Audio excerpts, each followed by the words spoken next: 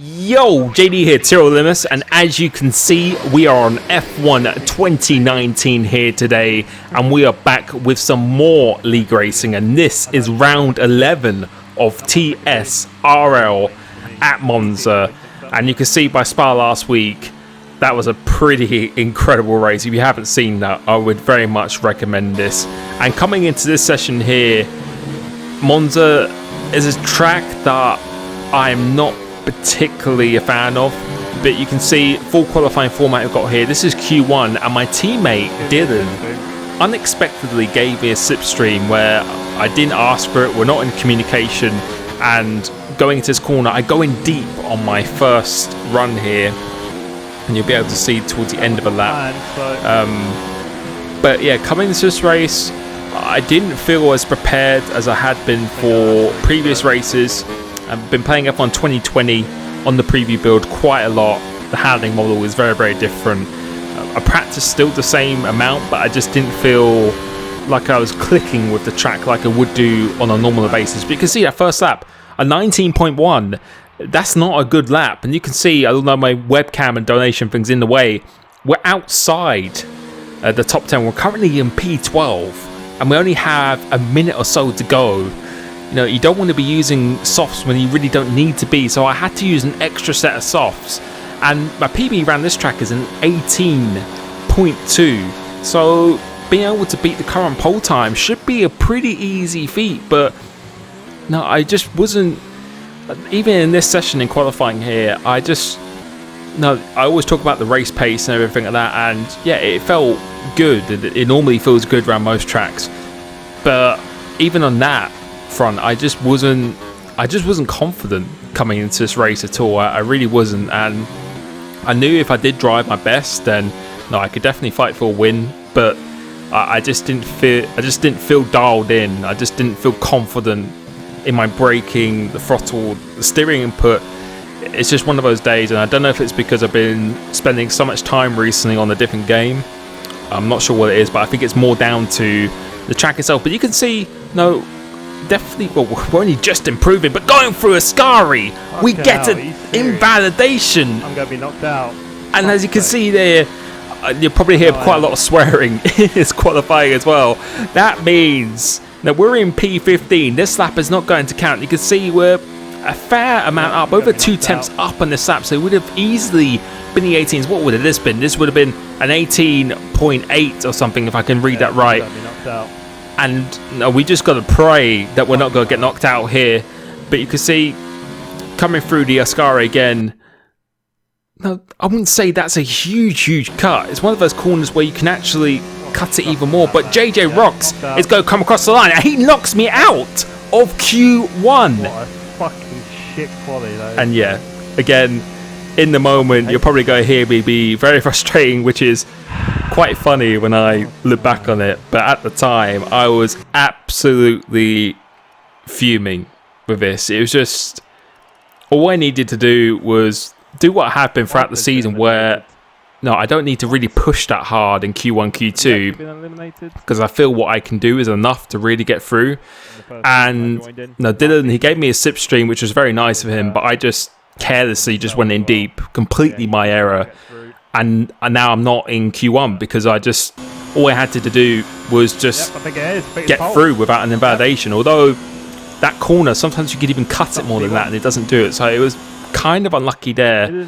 Because moving to Q3 now, I think it is Q3. BMG Hawks is on pole. Jam Pancakes is in P3, and I'm starting P16 in this race, which is not good at all. We've got a championship lead in here, but Jam Pancakes is in P3 in this championship. But the only benefit is that Eero Viper has also had a very bad qualifying. He's back here in P15 with me, so now we've got a monster task on our hands, and I'm starting on the medium tyre as we've got 5 lights now and just waiting for them to go out. It's crucial that we get a good start, and we get an absolutely ridiculous start off here. I don't know if there's a glitch on this game. I don't even know if that happened on that occasion, but we've made up 2 positions, 3 positions, almost going to the back of Danny F31 going to turn 1, and there is contact behind me. I have to avoid the cars on the inside. I've still made up 3 positions here, coming out here, and I've got a car to my right and to the left as well, sandwiched between 2 cars. And we've got, I think that is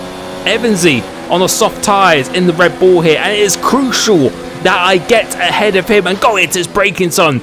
Fair play to him, he leads me to room. Someone has spun round. KJ Gamer is on the gravel, so he made up another position, and that is 5 positions in the space of 1 sector that we have done so far in this lap. And this is an absolutely perfect start because we are on the alternative strategy, and this strategy I did not practice for. I did not plan to do this strategy, so it was quite an unknown thing for me.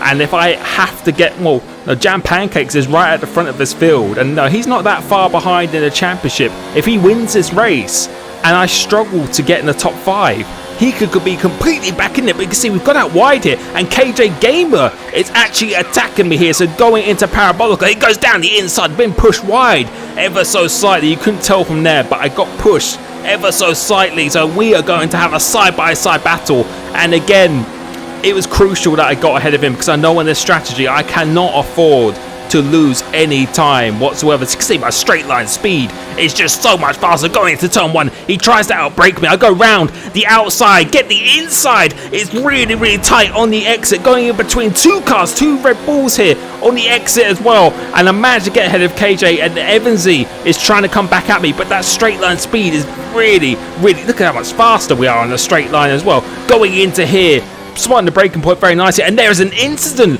up behind me, and luckily I've managed to come out of that unscathed, and that was a very sketchy first lap, as unfortunately KJ Gamer retires as a result of that, which, no, I feel really, really bad for him, as another car has gone off the track here, and that is Danny F31, and it's been quite a chaotic first few laps. But despite that, we have gained 6 positions, and that is crucial. This is probably the perfect start.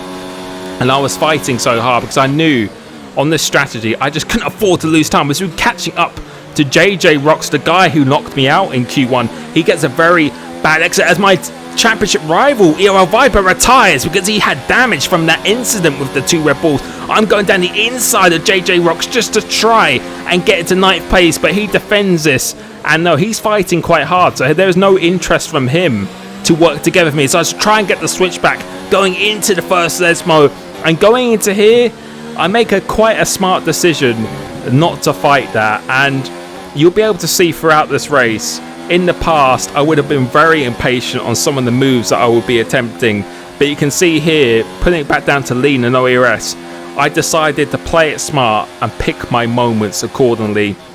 And that moment with KJ as well, and that was a moment that I felt I had to get past him, because battling with him side by side and then having a more of a battle with him once his tyres go off, I felt would lose me so much time. So I knew I had to get that move done. I tried to give him some room on the exit, but it was just such a tight corner, and I was actually boxed in on the left hand side as well. But coming on to this now, towards the end of lap 5 here, we've got a very good run on JJ Rocks, and no, he's not making it easy for me. No one's made it easy for me so far this race, but we've got so much straight line speed. It should be a pretty easy move down the inside, and no, so far, no, it's been, again, as I said, quite chaotic, but we've made up 7 positions in the first 6 laps, and this strategy is very good. And now we've got Jakey B, who's about, if I can read that right, about 2.3 seconds ahead of me, if I can see that correctly here. So he is the highest medium runner, and my goal now is just to close up on him as much as possible. And this stage in the race, I felt like I wasn't driving insane here, although we've almost got out the DRS on of JJ Rocks already.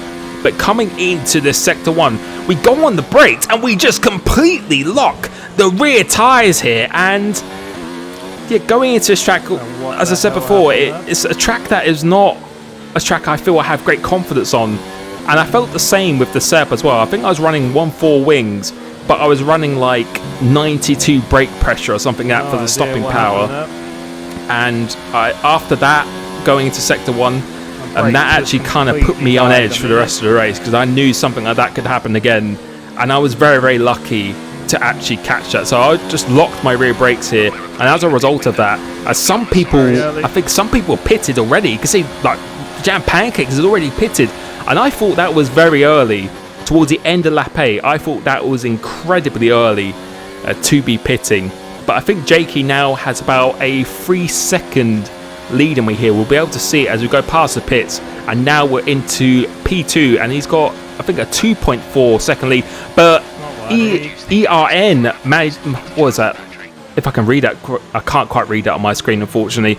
But the Force India, or the Racing Point anyway, has gone past me on the soft tyre. He hasn't pitted yet, and again, this is something I don't need. Although he got past me, you'll be able to see by the lap time coming up on the screen.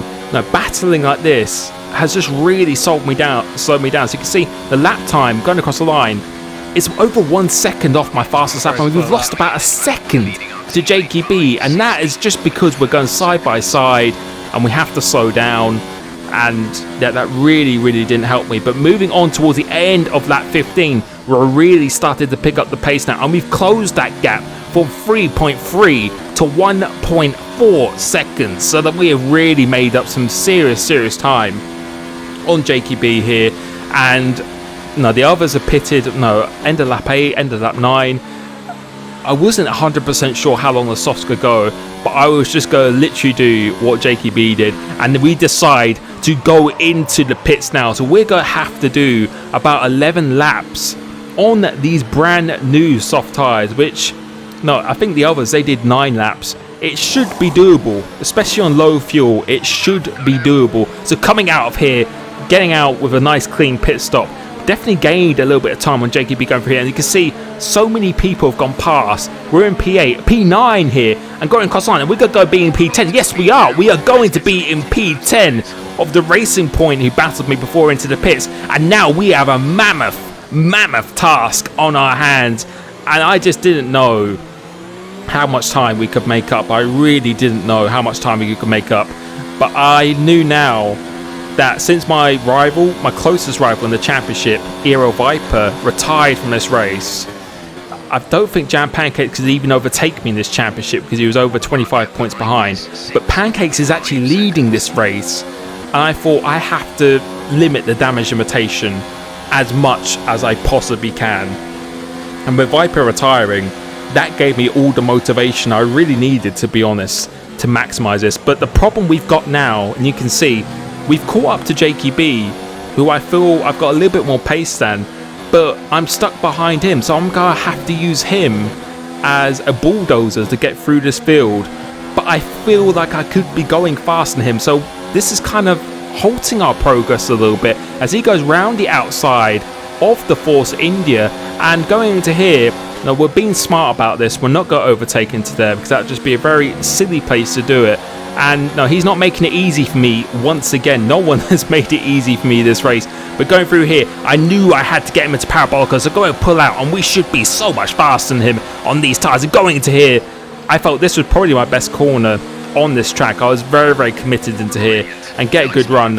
And now we have to use the DRS of Jakey B, because the ERS around this track is just so hard to save, as we set the quickest lap of the race in succession as the Force India, or the Racing Point, is coming back at me again. So it looked like everyone just wanted to give me a hard time this race, which they're fully entitled to do. So no one was gifting any positions to me in this Grand Prix here. And now I'm behind Jakey B, and just being smart with my ERS, going into Parabolica again. The problem is he kept on catching people every single lap, and I just couldn't get past him, because I really needed to get past him, because I felt I could make more progress. So got to go fast in the McLaren here. It's crucial that I get past him. We pull out to the inside, spotting the braking point, but being quite conservative after what happened in that first sector on lap 7.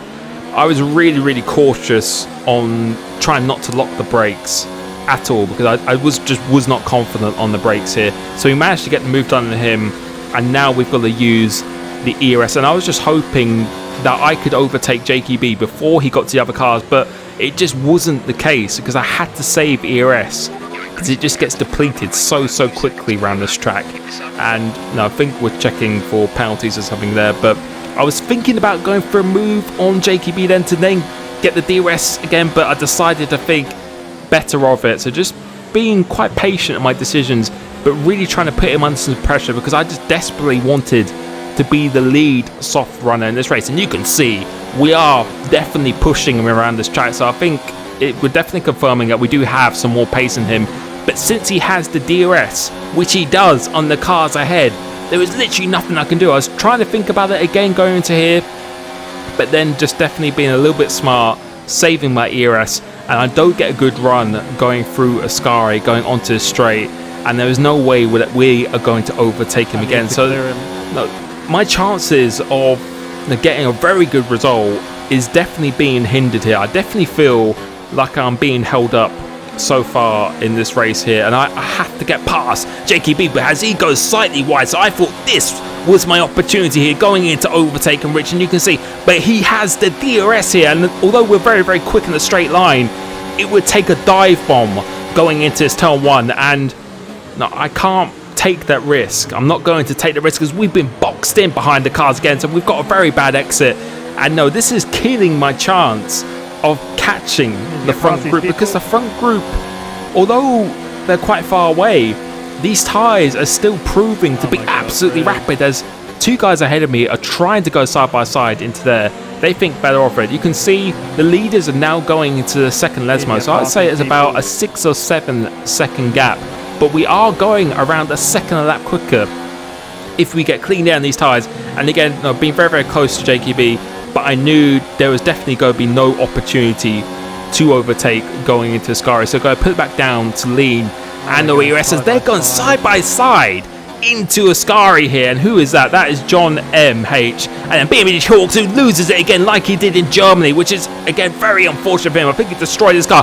But this has gifted me an opportunity to go down the inside JKB. He's trying to go defensive. We do exactly the same as we did to the racing point. We go down the inside here, making a little bit of contact on the exit, but we get that move done. And like we did on Dylan at Spa, that was such a crucial move. We had to capitalize on that move, otherwise it could be a completely different race. He is trying to go back at me, but I have the DRS on the Haas out ahead of me, or the Renault out ahead of me in fact here, and we get the move. We managed to maintain the move, and now we get some very good traction. And again, I saw this as an opportunity to put a car between myself and JKB on a soft tyre, because otherwise if I don't, he's just going to hang on to me and just pass me with the DRS. So we get the move done going into this corner. We got Ryan, and then JKB tries to follow him through, but the move didn't stick. And this has really helped me actually escape. And this again is exactly what I needed after being held for quite a few laps in the progress that we could have made. But now I have DRS on Ryan out ahead of me. But I thought here, I'm going to use this lap to just purely save the ERS. And you can see in one lap, we've almost got it up to 60%. So I wasn't going to overtake him this lap, because the leaders are not that far away now. And now I'm going to make an overtake. And again, he goes defensive. So no one is giving me a free pass this race, but I don't mind that at all. I really respect people who want to fight it absolutely tooth and nail. But now we go into P4 this race. So from P16 to P4. This is a very good comeback drive so far. And now we're going to check if Chandler has a penalty out ahead of him, because this track can be very easy to accumulate some penalties. And currently at this stage in the race, I only have one track limit warning. And I think Jeff has told me that there are no warnings or penalties from Chandler up ahead. But going through this Lesmo here, you can see we are rapidly closing on this Alfa Romeo. And you can see now, looking in, he is actually disconnected in this race. And that, again, is so unfortunate for him, because he invited me back, actually, in fact, for Germany. And I know how that feels. It is a really, really horrible feeling. I know he was in such a good position, but this has now promoted me to a podium position in this race. And I'm going to check the penalties once again, because it is my teammate and then my championship rival, Jam Pancakes, who is leading this race. And I think we are going to stay on board until the end, or for the entirety of the remaining part of this race. And you can see what the gap is going to be. The gap is 4.4 seconds here. And now we have a lifeline in hand where we can afford to get another track limit warning. So I thought to myself now, you know, Viper's out of the race. I've got a chance to even extend my championship lead. If I can catch these guys, I can win this race. I really believe that I can still win this race. And now I really needed my teammate to try and battle him as much as I could. And as I said in the qualifying session, now me and my teammate, there are no team orders. We're not in the communication or anything whatsoever. He is completely free to do what he wants to do.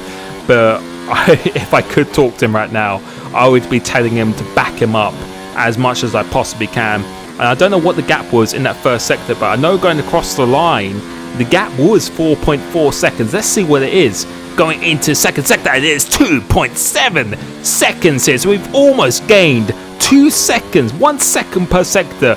We have almost gained here. And it is actually Jam Pancakes, the car ahead of me. But the problem we have is that the EOS and fuel is so low. I've had to use it so much to battle with people, to overtake people. I haven't been in a position where I could sit behind someone on similar pace to me and use them to drag me along. I've had to use it to overtake people, break the DRS and get away from people. I've been fighting tooth and nail this entire race here. And you can see, look how close we are to these guys now. And again, I didn't see what the gap was. We're going to see it in the first sector of how close it is. And when you can see someone in front of you, it makes you push that much harder. And right now, I was thinking to myself that I can do this. I can absolutely do this from P60 underground, and the gap is about 1.7 seconds now. And I think we could even possibly get the DRS on the second straight. So I was really trying hard through these Esmos to try and get as close as I possibly can, because you can see the ERS is very, very low. But we unfortunately do not get the DRS going into this zone here.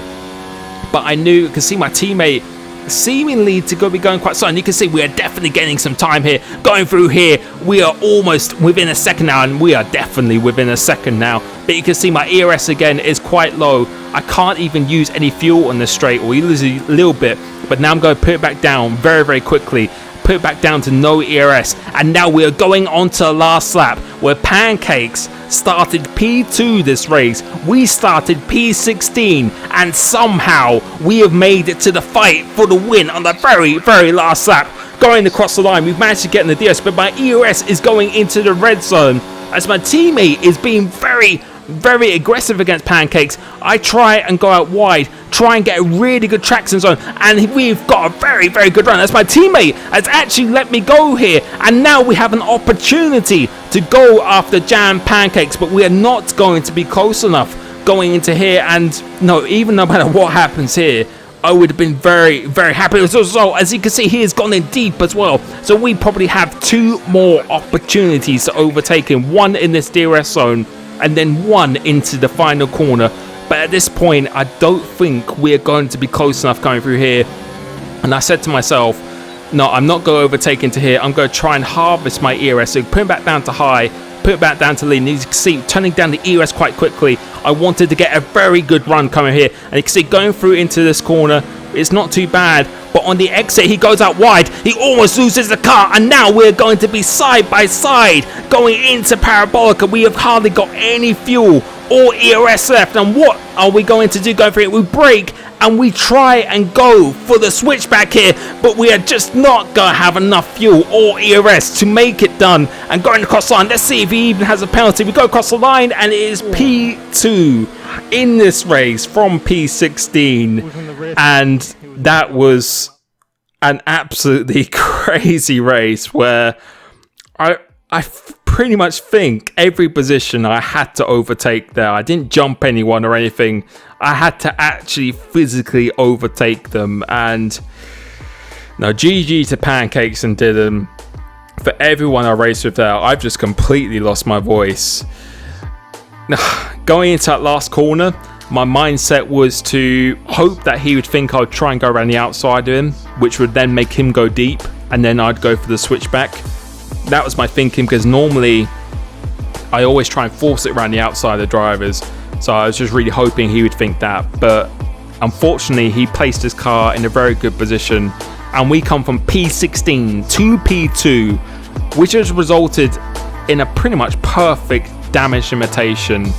Unfortunately for Viper, he disconnected, which I feel really, really bad for him for, because I know exactly how that feels. But that has resulted in me extending this championship lead to 25 points, because we did get a point for the fastest lap as well. So we have a race win in hand, which is a perfect scenario going to the next track at Singapore. And I really hope you enjoyed that race. Apologies, it was a long one. I just wanted to give you a complete perspective on what it really, really looked like. Again, thank you so much for the support that I've been receiving on my stream, on my videos, on my channel. It really is insane, and I cannot be more thankful for that. Thank you so much, and I'll catch you soon. Peace.